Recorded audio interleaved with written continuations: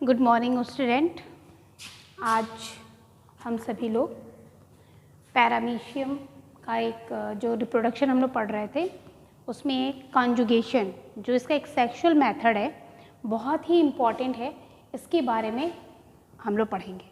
ठीक है, देखिए पैरामीशियम में जैसे इसके पहले हम लोग पढ़े थे कि ट्रांसवर्स बाइनरी फिजन होता है, जो कि वो एक सेक्सुअल मेथड था, और इसी के तहत आपका जो रिप्रोडक्शन है कॉन्जुगेशन, ये इसे सेक्सुअल रिप्रोडक्शंस भी कहा जाता है।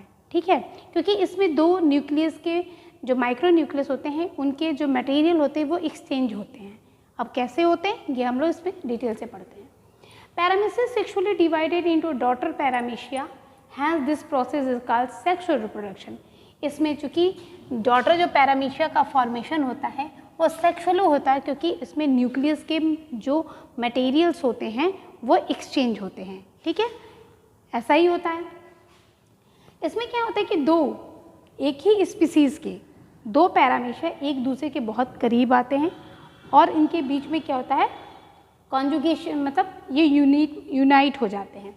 The temporary union of two individuals at a ventral positions called conjugants. कह रहा है कि जब दो एक ही स्पीसीज़ के जब दो पैरामीशिया एक दूसरे के पास आ जाते हैं और ये टेम्पररी होता है, मतलब परमानेंटली ये यूनाइट नहीं होते हैं, टेम्पररी यूनाइट होते हैं एक दूसरे से। ठीक है, और क्या होता है कि इनको हम लोग क्या कहते हैं, कॉन्जुगेंट्स कहते हैं। ठीक है, वो एक ही स्पीसीज़ के होते हैं।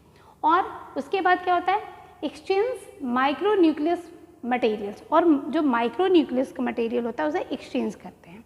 ठीक है, अब देखिए होता क्या है कि जब दो पैरामीशियम एक ही स्पीसीज़ के एक पास आ जाते हैं, ठीक है, जब एक पास आ जाते हैं तो उसको हम लोग कॉन्जुगेंट कहते हैं। ठीक है, अब जैसा आप जानते हैं कि इसका मैक्रो न्यूक्लियस है, ये इसका माइक्रो न्यूक्लियस है। इस कंडीशंस में पैरामीशियम का जो ओरल ग्रुप होता है ये सारे के सारे डिसअपीयर हो जाते हैं। ठीक है, और ओरल ग्रुप होते हैं, साइटो जो बक्कल कैविटी वगैरह होती हैं, ये सारी डिसअपीयर हो जाती हैं।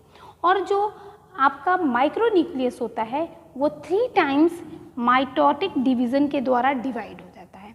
मीन्स कि एक माइक्रो न्यूक्लियस से 2 माइक्रो न्यूक्लियस, फिर 2 माइक्रो न्यूक्लियस से फिर 4 माइक्रो न्यूक्लियस, फिर 4 माइक्रो न्यूक्लियस से 8 माइक्रो न्यूक्लियस का फॉर्मेशन हो जाता है। ठीक, जो मैक्रो मॉलिक्यूल्स होता है जो मैक्रो न्यूक्लियस होता है वो उसका फ्रेगमेंटेशन हो जाता है, वो कई पार्ट्स में टूट जाता है और वो धीरे धीरे साइटोप्लाज्म के द्वारा एब्जॉर्ब कर लिया जाता है। तो यहाँ पे लिखा है कि the vegetative macro nucleus break and absorb by cytoplasm, micro nucleus first grow size and divided by mitotically and finally form 8 daughter paramecia. तो कह रहा है कि ये आपस में आए, इनको कॉन्जुगेंट कहा। मैं पहले पूरी प्रोसेस समझा देती हूँ।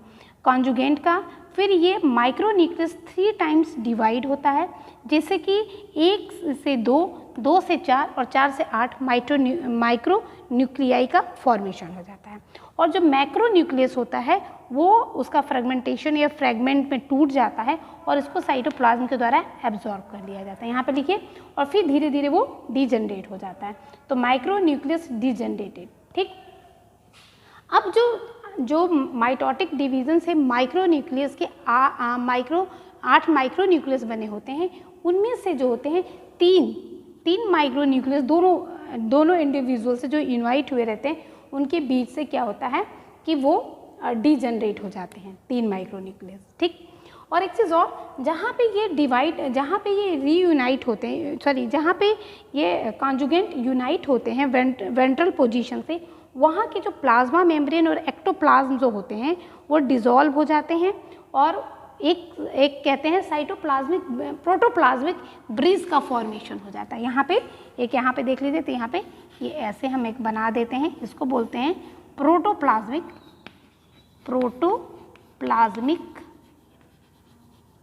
ब्रिज। क्या होता है, प्रोटोप्लाज्मिक ब्रिज का फॉर्मेशन हो जाता है। ठीक, तो हम बता रहे थे कि 8 माइक्रो न्यूक्लियस बने होते हैं, उसमें से दोनों इंडिविजुअल से 3 माइक्रो न्यूक्लियस क्या होते हैं, डीजनरेट हो जाता है और एक माइक्रो न्यूक्लियस बच जाता है। ये माइक्रो न्यूक्लियस जो बचा होता है फिर वो अगेन माइटोटिक डिवीज़न के द्वारा डिवाइड होता है और 1 से 2 न्यूक्लियस का फॉर्मेशन होता है। इसमें से जो एक न्यूक्लियस होता है वो बड़ा होता है, एक न्यूक्लियस छोटा होता है, या न्यूक्लियाई कहिए, एक न्यूक्लियाई बड़ा और एक न्यूक्लियाई छोटा होता है। जो बड़ा न्यूक्लियाई होता है उसको स्टेशनरी गैमेट न्यूक्लियस कहते हैं। क्या बोलते हैं? स्टेशनरी गैमेट न्यूक्लियस कहते हैं। और जो छोटा वाला होता है उसको माइग्रेटरी गैमेट न्यूक्लियस कहते हैं। माइग्रेटरी का मतलब जो मूव कर सके, ठीक।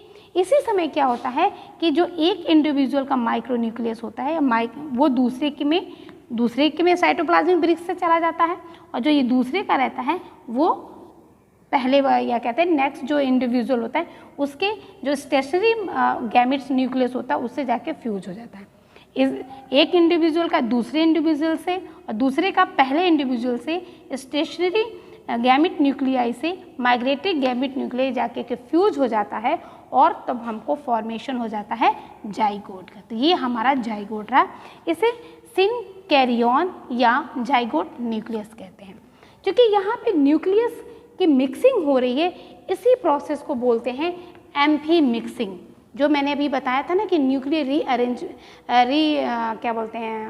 अरेंजमेंट होता है, इसमें रीऑर्गेनाइजेशन होता है, तो उसमें एक प्रोसेस थी एम्फी मिक्सिंग की। तो जब माइक्रो न्यूक्लियस आपस में मिक्स करते हैं तो उसी प्रोसेस को एम्फी मिक्सिंग कहते हैं, ठीक है। तो अगर एम्फी मिक्सिंग आएगा तो आप यहाँ तक जाइगोट तक का बता करके आप एम्फी मिक्सिंग प्रोसेस को भी डिफाइन कर सकते हैं।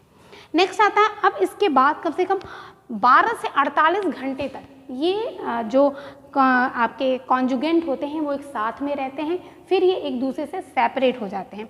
तो यहाँ पे सेपरेट होकर के 2 एक्स कॉन्जुगेंट बनता है। यहाँ पर हम एक एक्स कॉन्जुगेंट को लेकर के प्रोसेस बताते हैं, लेकिन ये कितने बार होता है? 2 होते हैं, क्योंकि 2 एक्स कॉन्जुगेंट बनते हैं।